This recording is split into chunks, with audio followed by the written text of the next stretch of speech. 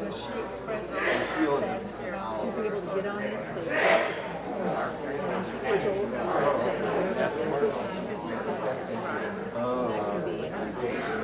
But I got it back there. It's A to Z, 3 days. So if you look on sequencing.com, and look under minimum, depending on that, we didn't know any party, A to Z, 3 days. And then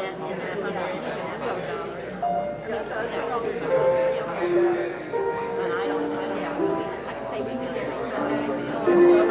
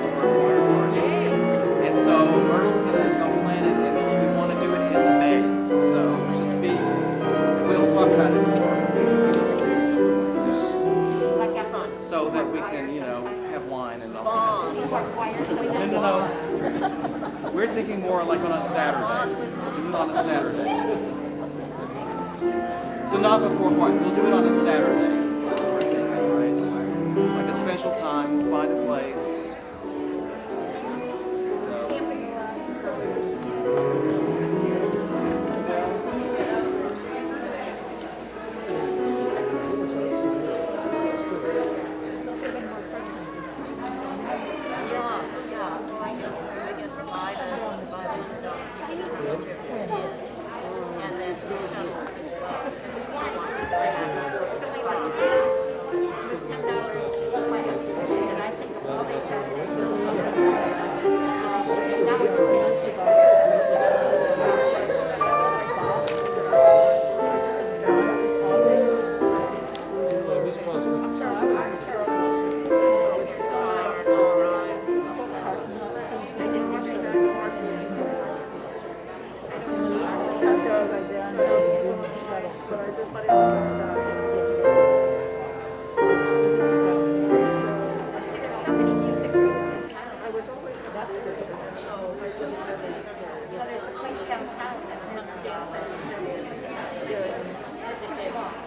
We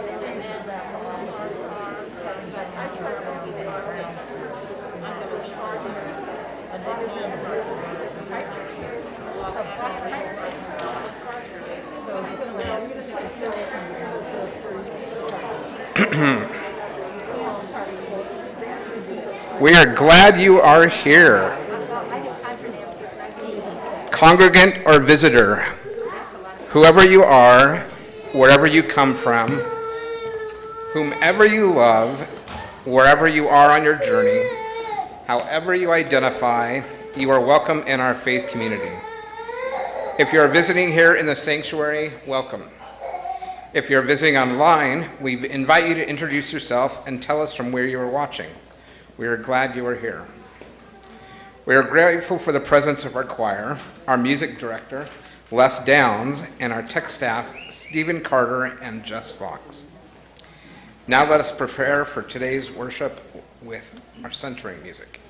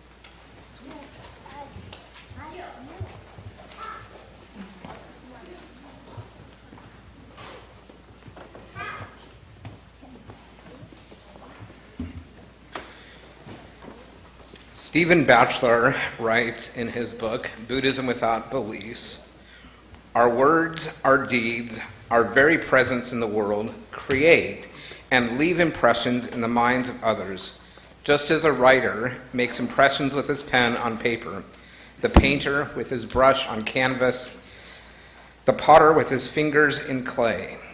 The human world is like a vast musical instrument on which we simultaneously play our part while listening to the compositions of others. Good morning. I'm Reverend Kathy Harrington. I serve this congregation as the interim lead minister. We're glad you're here this morning on this cold day that promised snow and ice, but yay. I chose opening words this morning by Lao Tzu. Many of you have heard this many times, but I'd like you to listen to these words as if you're hearing them for the first time. If there is to be peace in the world, there must be peace in the nations. If there is to be peace in the nations, there must be peace in the cities. If there is to be peace in the cities, there must be peace between neighbors.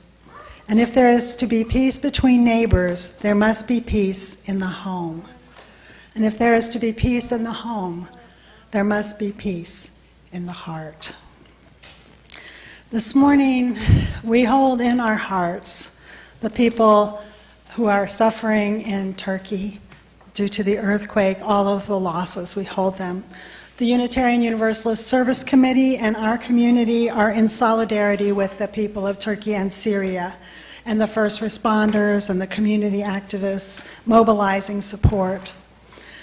That we know that this is a time for global solidarity that can strengthen mutual aid on the ground, but the Unitarian Universalist Service Committee does not have the capacity to support the immediate rebuilding.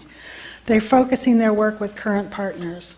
And so what they are hoping that we will do, if you are interested, is to donate to the Global Fund for Human Rights, the earthquake response, where 100% of the donations will be distributed, and also to the White Helmets supporting the earthquake response. And so this morning I light a special candle for those people in Syria and Turkey.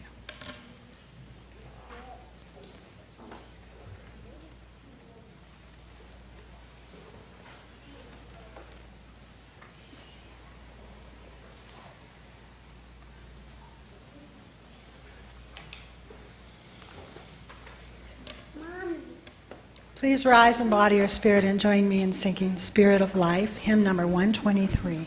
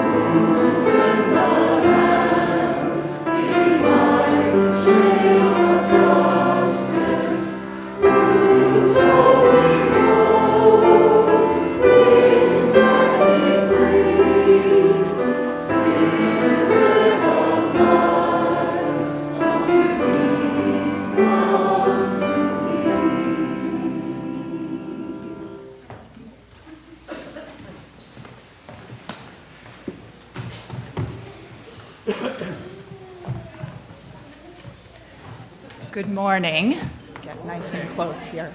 I'm Jen Johnson, a religious educator here for our congregation, and I'm going to share the wisdom story with you today. I'm hoping to get some help from our we worshipers up front here. So if you want, you can come in close, or you can stay where you are. Our book is called Chrysanthemum by Kevin Henkes, and there might be some parts you can help me kind of act out or say. Chrysanthemum. And the pictures will also be on the screen for the rest of you. The day she was born was the happiest in her parents' lives. "She's perfect," said her mother. "Absolutely," said her father. And she was. She was absolutely perfect. "Her name must be everything she is. Her name must be absolutely perfect," said her father. And it was. Chrysanthemum. Her parents named her Chrysanthemum. Chrysanthemum grew and grew and grew. And when she was old enough to appreciate it, Chrysanthemum loved her name. She loved the way it sounded when her mother woke her up. She loved the way it sounded when her father called her for dinner. And she loved the way it sounded when she whispered it to herself in the bathroom mirror. You can help me say it if you want. Chrysanthemum, chrysanthemum, chrysanthemum. Chrysanthemum loved the way her name looked when it was written in ink on an envelope. She loved the way it looked when it was written with icing on her birthday cake. And she loved the way it looked when she wrote it herself with her fat orange crayon. Chrysanthemum, chrysanthemum, chrysanthemum. Chrysanthemum thought her name was absolutely perfect. And then she started school. On the first day, Chrysanthemum wore her sunniest dress and her brightest smile. She ran all the way. "Hooray!" she said. "School!" But when Ms. Chud took roll call, everyone giggled upon hearing Chrysanthemum's name. We have Don, Eve, Lois, Al, Les, Kay, Max, Sue, Bill, Pat, Tom, Sam, Ken, Joe, Rita, Victoria, and Chrysanthemum. "It's so long," said Joe. "It scarcely fits on your name tag," said Rita, pointing. I'm named after my grandmother, said Victoria. Your name's a flower. Chrysanthemum wilted. Can you do that with me? She wilted. She did not think her name was absolutely perfect. She thought it was absolutely dreadful. The rest of the day was not much better. During nap time, Victoria raised her hand and informed Ms. Chudd that Chrysanthemum's name was spelled with 13 letters. That's exactly half the number of letters as in the alphabet, Victoria explained. Thank you for sharing that, said Ms. Chudd. Now, put your head down. If I had a name like yours, I'd change it, Victoria said as the students lined up to go home. I wish I could, thought Chrysanthemum miserably. Welcome home, said her mother. Welcome home, said her father. School is no place for me, said Chrysanthemum. My name is too long. It scarcely fits on my name tag, and I'm named after a flower. Oh, pish, said her mother. Your name is beautiful and precious and priceless and fascinating and winsome, said her father. Everything you are, said her mother. Absolutely perfect, said her father. Chrysanthemum felt much better after her favorite dinner, macaroni and cheese and ketchup, and an evening filled with hugs and kisses and the Parcheesi game. That night, Chrysanthemum dreamed that her name was Jane. It was an extremely pleasant dream. The next morning, Chrysanthemum wore her most comfortable jumper. She walked to school as slowly as she could. She dragged her feet in the dirt. Chrysanthemum, chrysanthemum, chrysanthemum, she wrote. She even looks like a flower, said Victoria, as Chrysanthemum entered the playground. Let's pick her, said Rita. Let's smell her, said Joe. Chrysanthemum wilted. She did not think her name was absolutely perfect. She thought her name was absolutely dreadful. The rest of the day was not much better. During nap time, Victoria raised her hand and said, a chrysanthemum is a flower.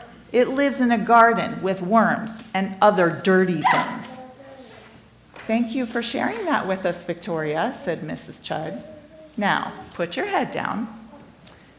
I just cannot believe your name, Victoria said to Chrysanthemum.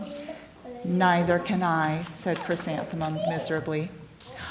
Well, when she went home, what do you think her parents said? Welcome home, said her mother. Welcome home, said her father.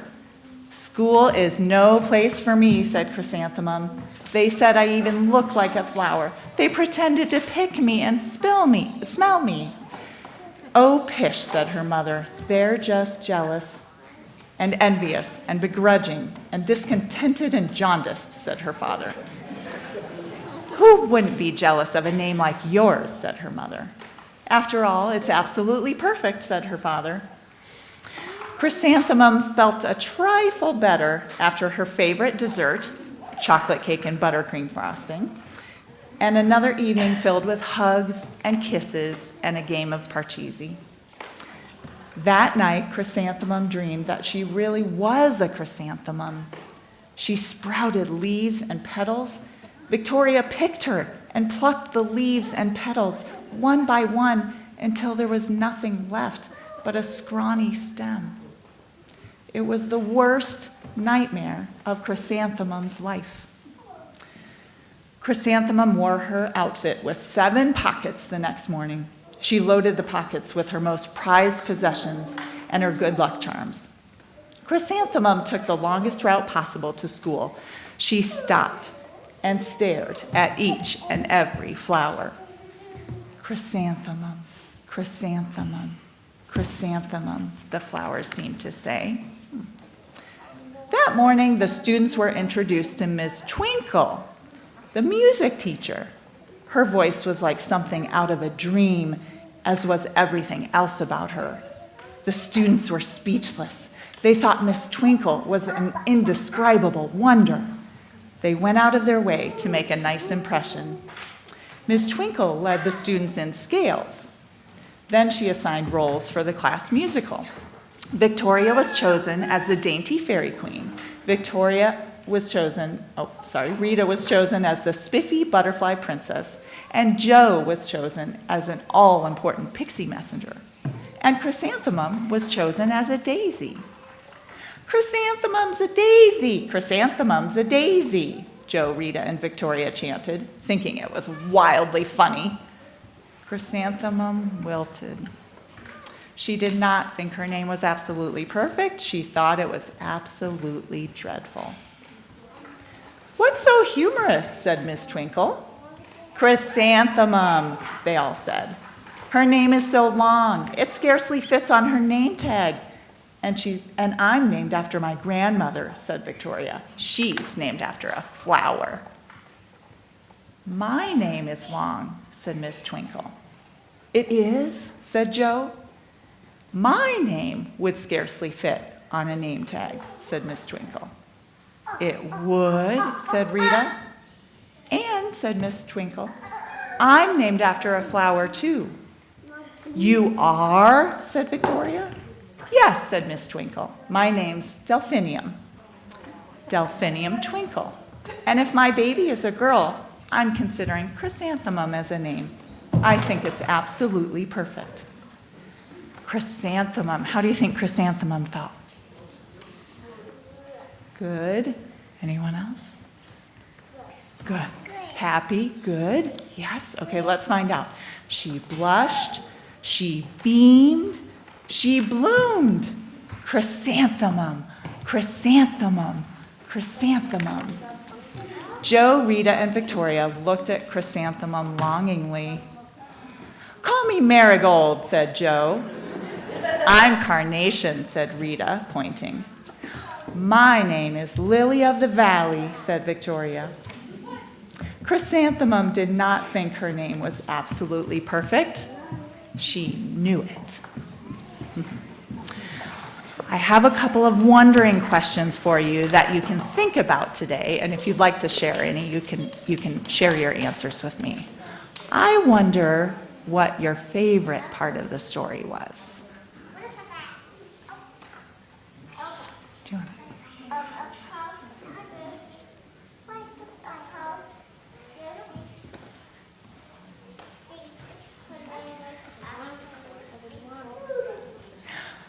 The part where she thought her name was actually pretty perfect. Thank you. Anyone else? One more? Are you wanting to tell me, Ivy? No? Okay, I have one more wondering question. I wonder what you think the most important part of the story is. Don't judge people by their name.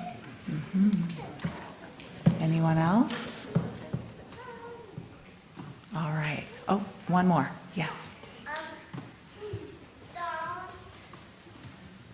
Don't let somebody say your name is absolutely not perfect by yourself. Do not let anyone else tell you your name is not absolutely perfect to yourself. One more. Yes. Don't judge people by what they look like? Is that what you said? Don't judge people by what they look like. I think our wisdom story was heard. Thank you for listening. Children, it's almost time to go to religious exploration, so if you can start to tidy up your stuff, put your things away, and gather anything you're going to take with you. First, I'm going to talk to your parents. If you're new or visiting today, if you can escort your children out with you so you can meet their leaders and find out where to pick them up after the worship, that would be great. And to all the congregation, if you would now sing us out. The lyrics will be on the screen. Thank you.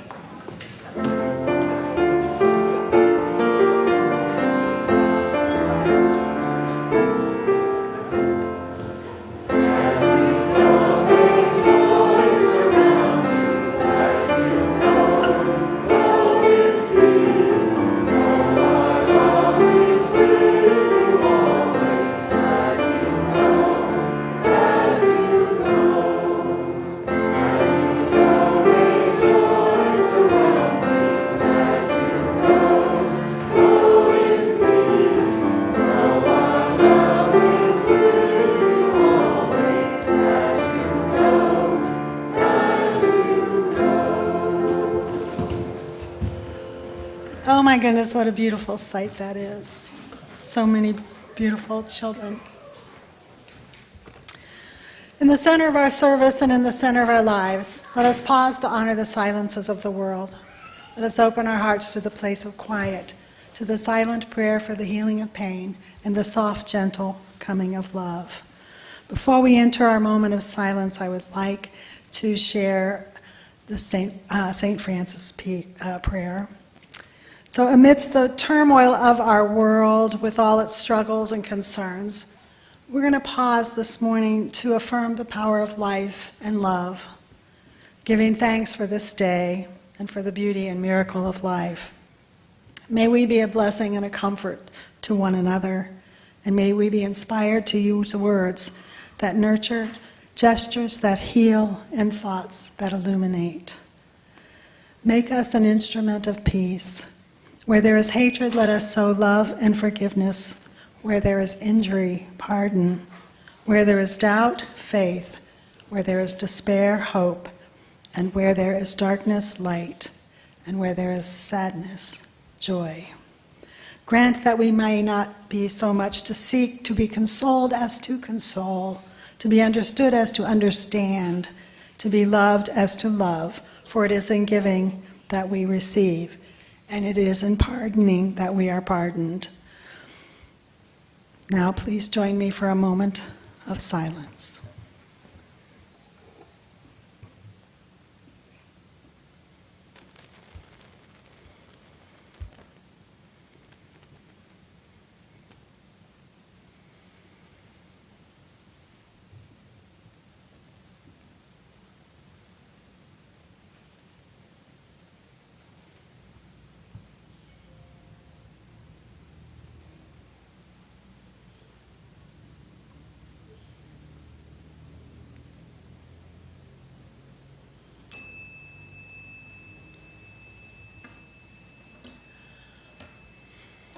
So now is the time for acknowledging our joys and sorrows with a candle lighting ritual. If you're in the sanctuary, please feel free to come forward to light a candle. And if you're online, please write in the chat box any joy or sorrow that you would like to share with the congregation.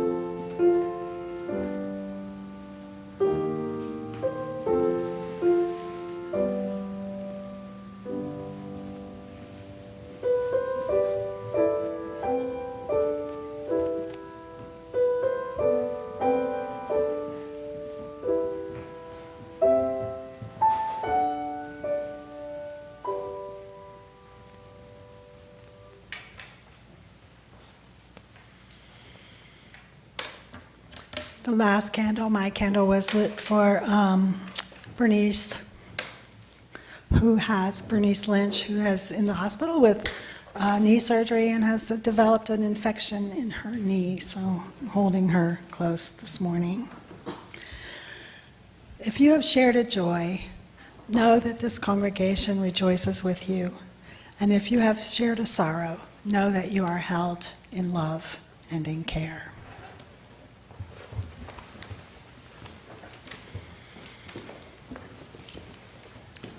If you love to sing, you might consider joining our choir. We're always welcoming new members. We love to have new members. We rehearse Thursday evening from 7 to 8:30, and we sing in service twice a month. It's a fun group, I think, and we try to have a good time. So if you're interested, or if you're thinking about it, come and see me after service, and I can fill you in on more details.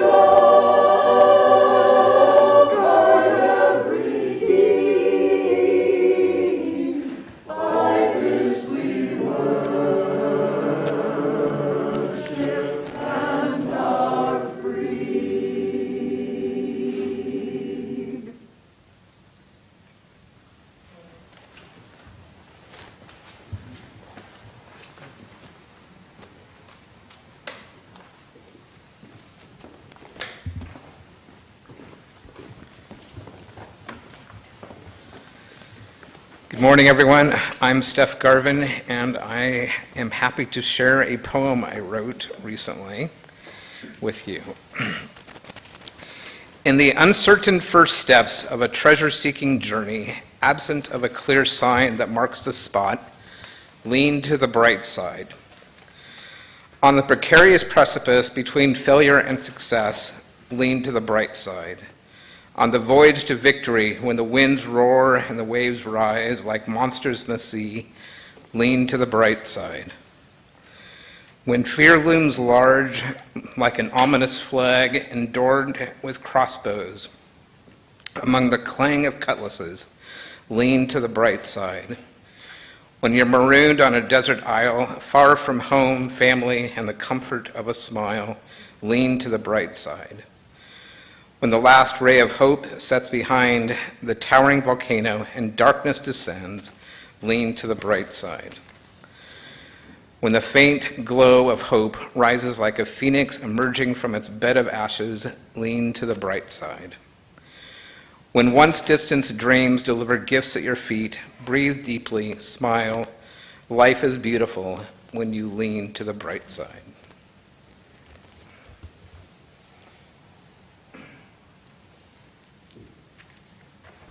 Thank you, Steph. It's very nice. Lean to the bright side. Chrysanthemum reminded me of something I read years ago in a book that Harold Kushner, Rabbi Kushner, wrote. And he quoted a 4-year-old boy named Billy. When someone loves you, the way they say your name is different. You just know that your name is safe in their mouth. When someone loves you, you know that your name is safe in their mouth. When I was a kid, we used to counter bullying, verbal bullying, with sticks and stones will break my bones, but names will never hurt me. We all know that's not true, don't we? Words hurt. I was the youngest of four in my family, and I got teased a lot. I was the brat. My sister, if you're watching, I forgive you. The worst was when my hair got curly. Not just curly, but like exploded about the same time that I reached 5 feet 8 inches tall in the 6th grade, something like that. So guess what my nickname was? Frizzy-headed giant. That one took its toll on me. Yeah, words do hurt. The author of the book, Taking the War Out of Our Words, Sharon Ellison, says that we were taught back then to hide our feelings. Don't let them even know they hurt you. Or, like in Chrysanthemum's case, oh, they're just jealous, right? No. We were told that this just gives them power, so just pretend like you didn't get hurt. She says that we have been using the rules of war as a basis for human conversation. Ellison's method is similar to Marshall Rosenberg's nonviolent communication, and also to the method called compassionate listening. According to Ellison, a non-defensive model of communication is simple and straightforward, although her book is pretty complex, I can tell you that. I'm going to give you less than the Cliff Notes today. She said that nonviolent communication is sincere, honest, and open. Non-defensive communication fosters attitudes and behaviors such as accountability, assertiveness, clarity, compassion, consistency, directness, firmness, flexibility, friendliness, honesty, humor, kindness, and more.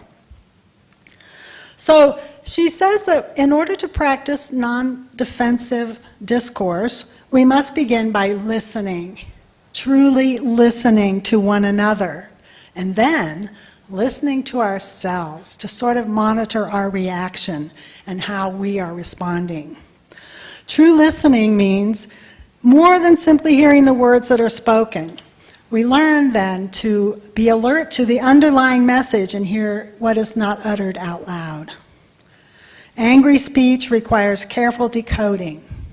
Karen Armstrong says that every fundamentalist movement that she has studied in Judaism, Christianity, and Islam is rooted in the profound fear of annihilation, and each one began with what was perceived to be an assault by the liberal or secular establishment. And so breaking the cycle of violence is the solution, because history has proven again and again that aggression, righteous condemnation, and insult will only make matters worse. Armstrong wrote in her book, 12 Steps to a Compassionate Life, it is our highly contentious world, in our highly contentious world, we need to develop a 21st century form of Socrates' compassionate discourse. Instead of trying to bludgeon each other into accepting our point of view, we may need to find a way of posing a Socratic question that leads to personal insight, rather than simply repeating the same facts over and over again. Our discourse tends to be aggressive, she warns. It's a tradition that we inherited from the ancient Greeks, where debates were meant to be won. Nobody was expected to change his mind, to be converted to the other side, or enter emphatically with a rival point of view. So she called it disputatious debaters. Socratic dialogue was a spiritual exercise, on the other hand, designed to produce a profound psychological change in the participants. And because it was that purpose that each person should understand the depth of their own ignorance, or what they don't know. We don't know what we don't know. And this is a way that we can learn something by being open to hearing. And this way, there's no way anybody would win.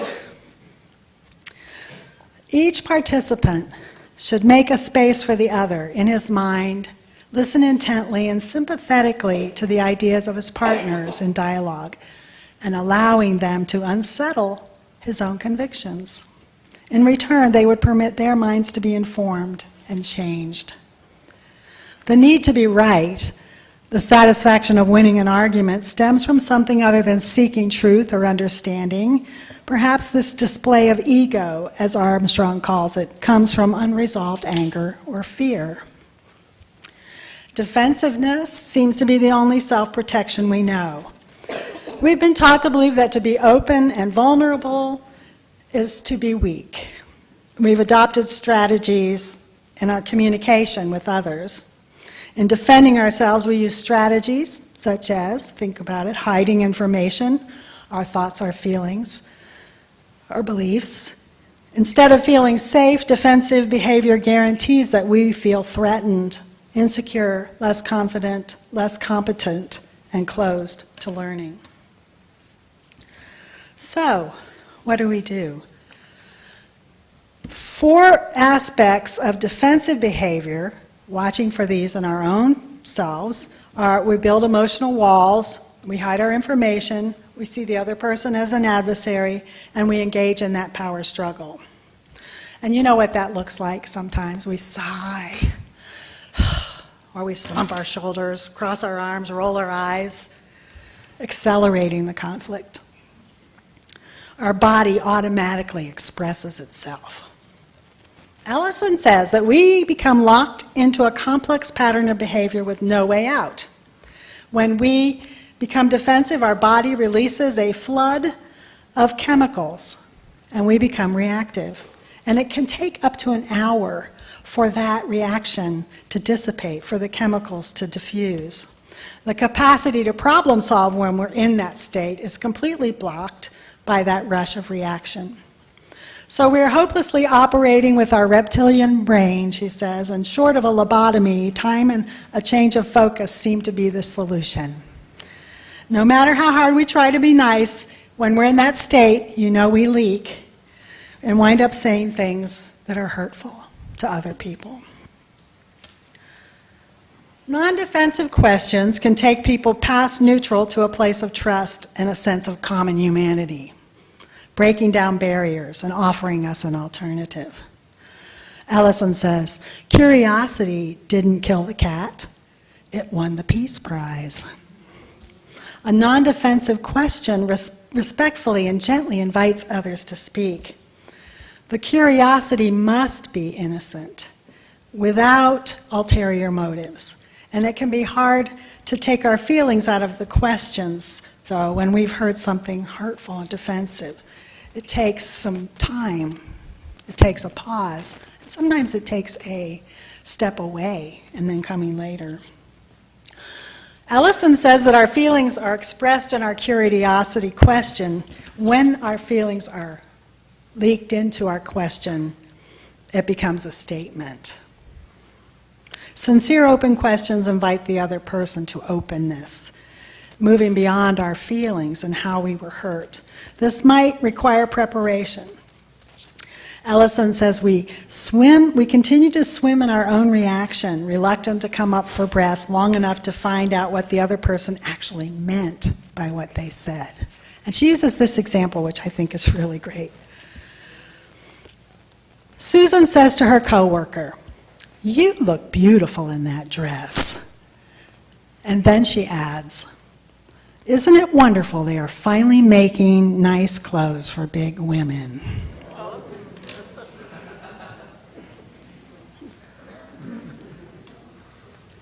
Ouch.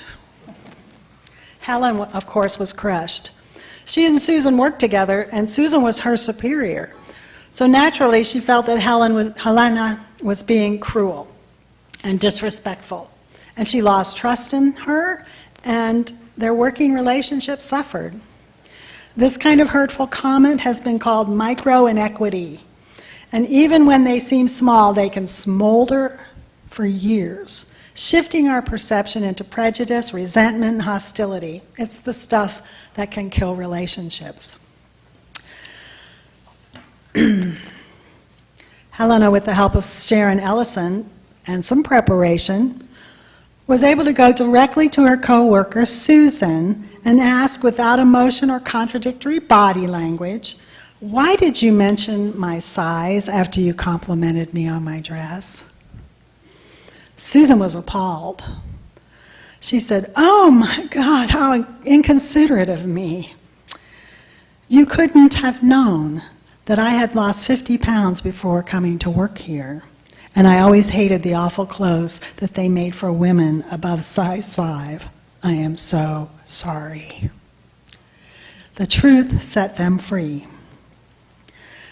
Susan had no idea that for 3 years in her relationship with Helena was discolored and adversely affected by the careless remarks she had made. So, wow, I wonder how many misunderstood resentments we're hanging on to. Another aspect of nonviolent communication is intention. So there it is, the intention, the goal of asking about is not the intention to lead to a conclusion, but to learn more about their motivation. Less judgment, more curiosity. It has a disarming effect on another person who can answer freely and without fear. The Dalai Lama has said that compassion occurs only between equals. For those who have compassion, woundedness is not a place of judgment, but is a place of meeting. Ellison lifts up the movie Babe. How many of you have seen that movie, Babe? It's such a great movie. She uses Babe as a whole new model of communication. Babe, of course, is a pig who lives on a sheep farm and is raised by sheepdogs. Raised with sheepdogs. Unlike the dogs, Babe doesn't see the sheep as dumb creatures, inferior and capable of only responding to fear. He talks to them respectfully, asking them questions. He doesn't nip at them or bark at their heels to get them to move and try to frighten them and coerce them. And the sheep respond cooperatively, shocking the farmer and the sheepdogs. And horses now are being trained in this way as well. I recently watched All Creatures Great and Small, where Siegfried talked to a horse who had never worn a saddle. Instead of whipping it into submission, he just gently talked to him. And that horse let him put on the saddle. Animal trainers don't get a sea lion to balance a ball on its nose or a hyena to pirouette on command by nagging them or using force. In her wonderful article, What Shamu Taught Me About Happiness in Marriage, Amy Sutherland writes about how she resolved some serious issues with her husband by shamuing him. After observing animal trainers and reading books and studying, I think she was doing an article about them, she watched them work their magic. And so she stopped nagging her husband to pick up his dirty laundry off the floor. And when he threw a shirt in the hamper, she said, "Thank you." And if he threw 2 shirts in the hamper, she kissed him. And it worked. She followed the motto of the animal trainers was, "It's never the animal's fault. Blame is not useful. It's never the animal's fault." She used her newfound Shamu wisdom, which included rewarding with small steps, because an elephant doesn't learn to stand on its head overnight. Reward is so much better than coercion.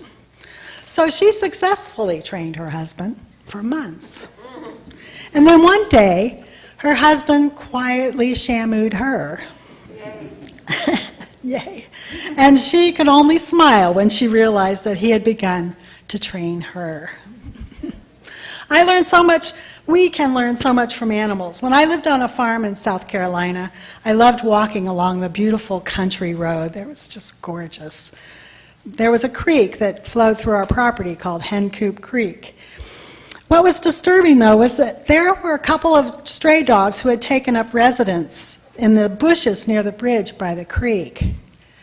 We had 13,000 laying hens at the time and a creek, so strays found their way to our farm, and it wasn't unusual for people to drop off animals they didn't want there because they figured they'd have food and water.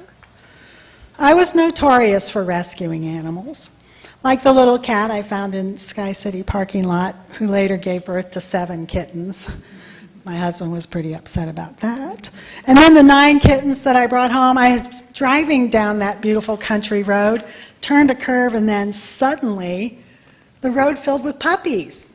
I think they got the word was out. Here she comes, run out to the street. So I loaded up the puppies in the back seat of my car and drove back up to the farm. And as I opened the back door to let them out, there was all this puppy noise going on, and I heard my husband from the barn yell, "Kathy, what have you done?" Anyway, those 2 dogs scared me, though.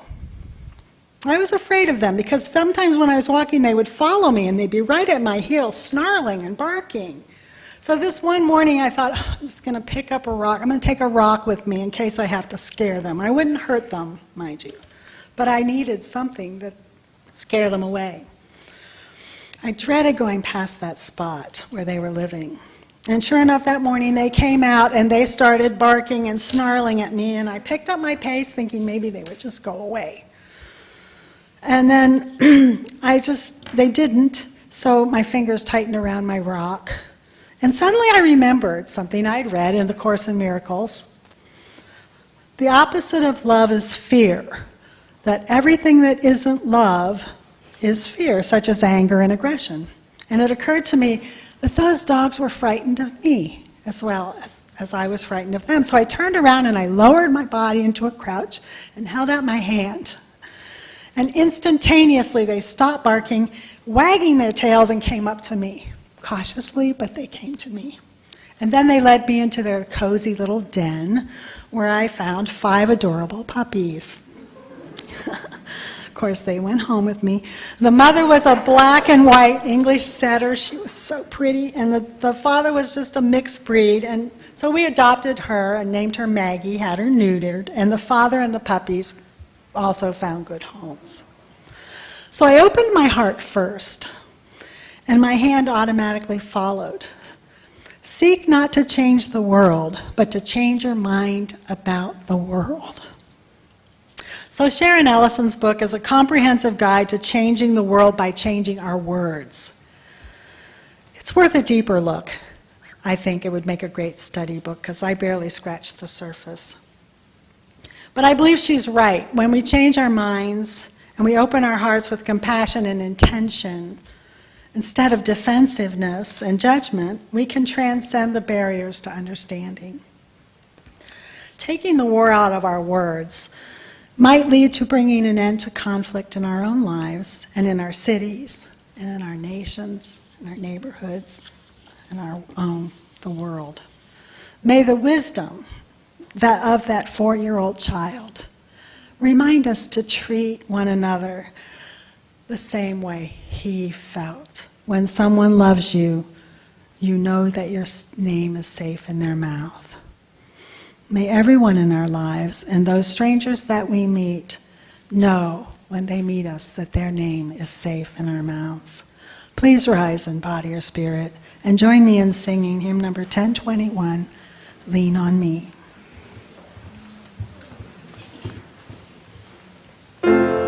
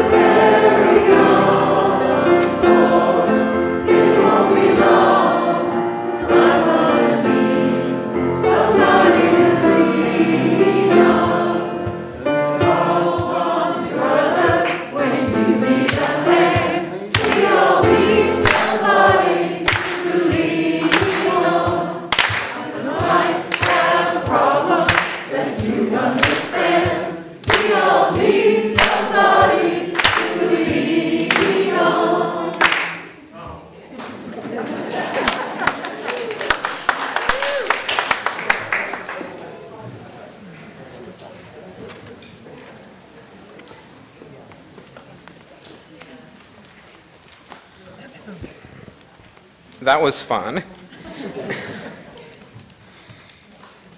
If you are, actually, I need to, James, if you would come forward. James has got an announcement that he will be sharing with us.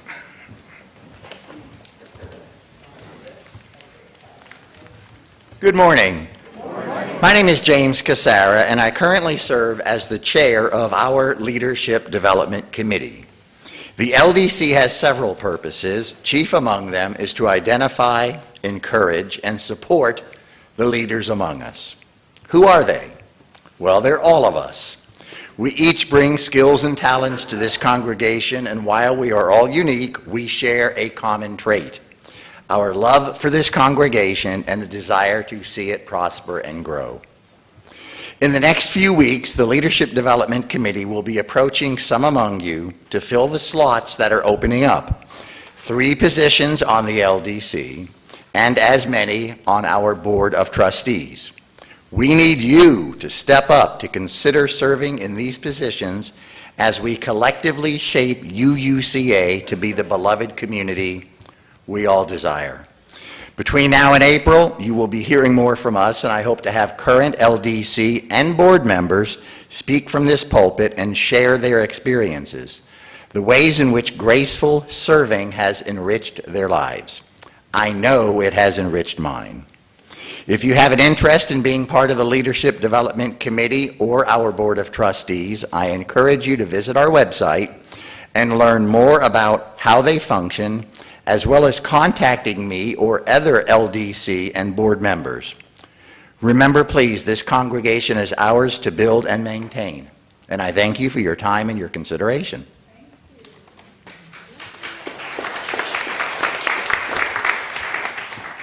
Thank you, James, and thank you all who are taking a leadership position, whether you know it or not.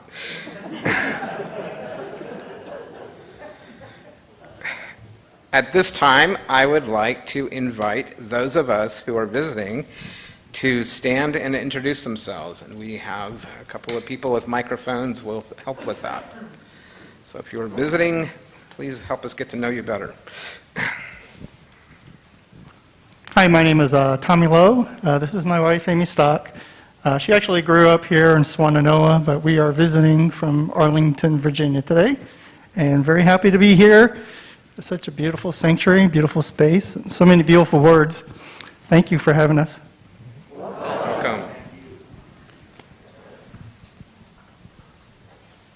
Hi, my name is Randy Janelle. I actually live in Weaverville, and I've been an Ashevillean for 21 years and been to this space many times to hear beautiful music. So it's great to come in the morning and share it with you guys. Thank you. Welcome. My name is Rose Wall. I live just a mile away, so it's my first time in here. Thank you for having me. Welcome. Hi, I'm Della Pope, and this is my husband, Jeff, and we just moved from Colorado about 6 months ago, and just happy to be here. Loved the song. That was fun. Welcome. Hi, I'm Bill Rawlings, and I'm here with my wife, Linda, and Lola, and Josie, who's down with the other children, and we are from Asheville and just looking to get back into it and appreciate you having us. Thank you. Welcome.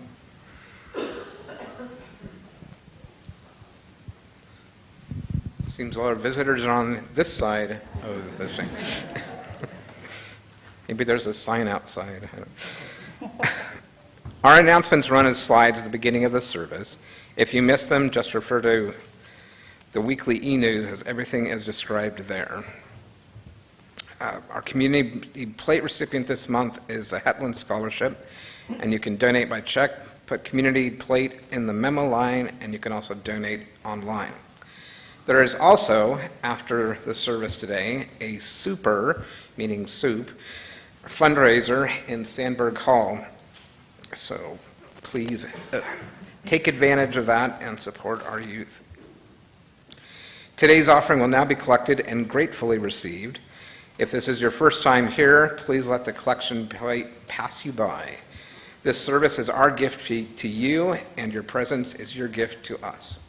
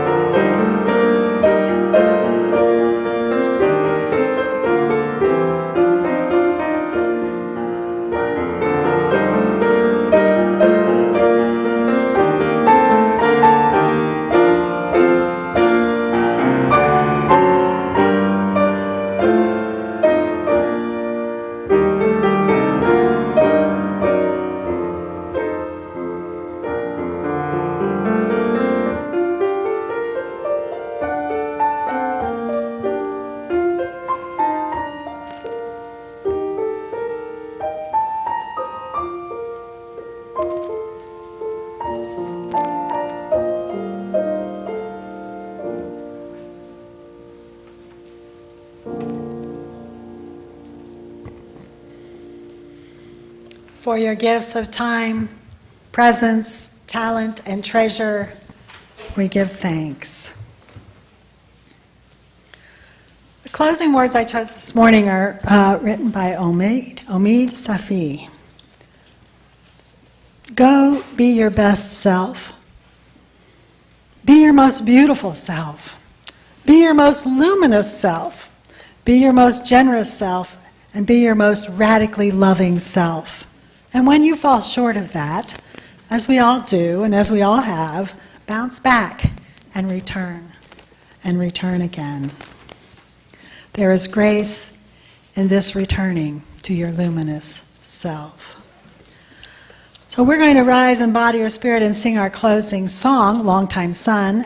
And I invite you to stay for the postlude, which is going to be a wonderful sing-along. We're going to sing Answering the Call of Love. So please join me in singing Longtime Son.